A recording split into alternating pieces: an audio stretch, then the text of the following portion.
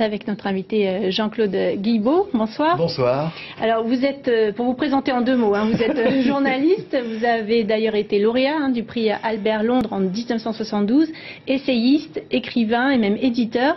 Alors les sujets de vos conférences sont particulièrement variés. Qu'est-ce que vous voulez transmettre avant tout comme message aux étudiants de l'ICEP? On m'a demandé de leur parler de 3 sujets différents qui ont compté dans ma vie. Pour le coup particulièrement différents. Oui, mais ça a été enchaîné comme ça. D'abord j'ai été pendant très longtemps, d'abord pour Sud-Ouest, puis ensuite pour Le Monde, longtemps. Puis pour le Nouvel Observateur, j'ai été correspondant de guerre. Comme ça a été un peu par hasard, mais je me suis occupé pendant presque 25 ans, au total, des guerres, des révolutions, des famines, des catastrophes. Et j'ai couvert en Afrique, au Proche-Orient et en Asie à peu près toutes les guerres des années 70, des années 80, jusqu'au milieu des années 90, quoi. Qu'est-ce que ça vous a apporté? Ça m'a apporté, paradoxalement, un attachement très fort à l'espérance.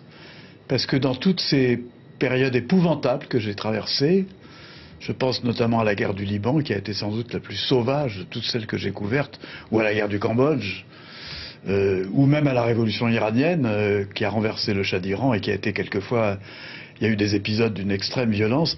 Dans toutes ces situations, ce dont je me souviens le plus maintenant, c'est que j'ai toujours trouvé des gens qui ne baissaient pas les bras.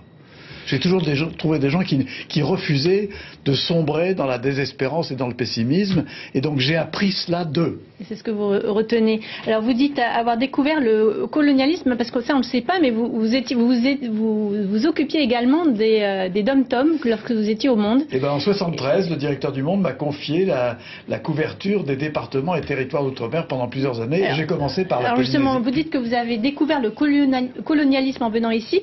Qu'entendez-vous par là? Vous savez, à l'époque, quand j'ai commencé, je suis venu la première fois ici en Polynésie, puis ensuite en Calédonie, aux Nouvelles-Hébrides, en 73. J'avais 20 ans. Pardon, j'avais 27 ans. Et je n'imaginais pas, à l'époque, que je pourrais retrouver à mon âge un colonialisme aussi désuet, aussi archaïque, aussi brutal. Ça se traduisait comment? Aussi stupide, même, pardonnez-moi pour le dire. Et c'est vrai que, du coup, j'ai éprouvé un sentiment de colère, quoi. Par exemple, je vous donne un exemple en Nouvelle-Calédonie. La première fois que je suis arrivé, le haut commissaire français en Nouvelle-Calédonie m'a convoqué dans son bureau un quart d'heure après mon arrivée.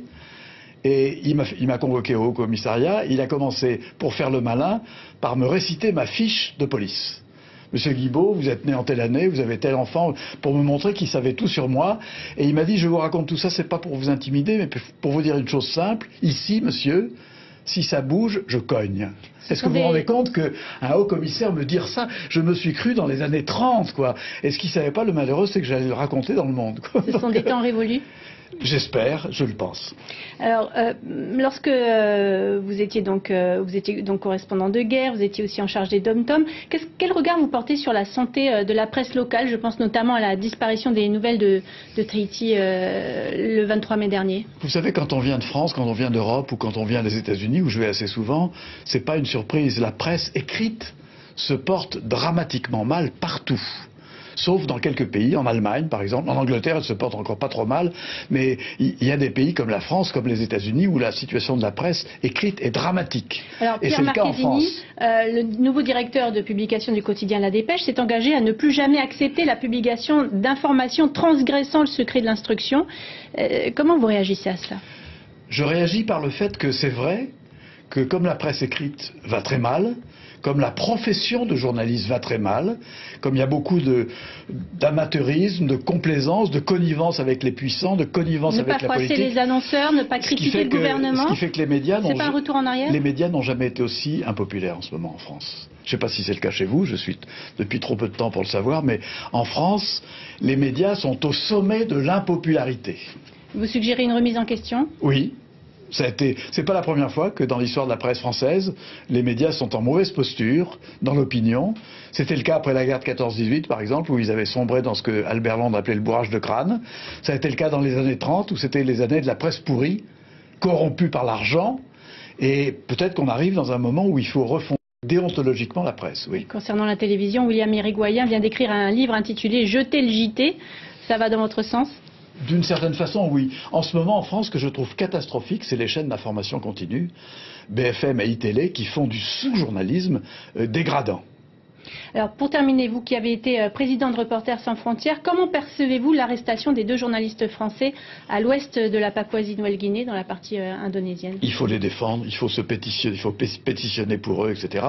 Ils ont fait leur métier. Je connais un peu, je suis allé 2 fois en Papouasie-Nouvelle-Guinée. Ça fait très longtemps que les Indonésiens répriment la rébellion des Papous de Nouvelle-Guinée. C'est une guerre dont personne ne parle, qui est un peu sous le boisseau. C'est une guerre sauvage, brutale, et il y a une sorte de devoir de la presse d'informer. Alors peut-être qu'ils y sont mal pris. Ils ne se sont pas déclarés comme journalistes, mais ça m'est arrivé aussi, d'aller dans des endroits clandestinement. C'est peut-être le moyen pour eux d'accéder à l'information. Merci beaucoup Jean-Claude Guilbault, merci d'avoir été notre invité. Je rappelle que vous donnez donc votre première conférence demain soir à l'ICEP.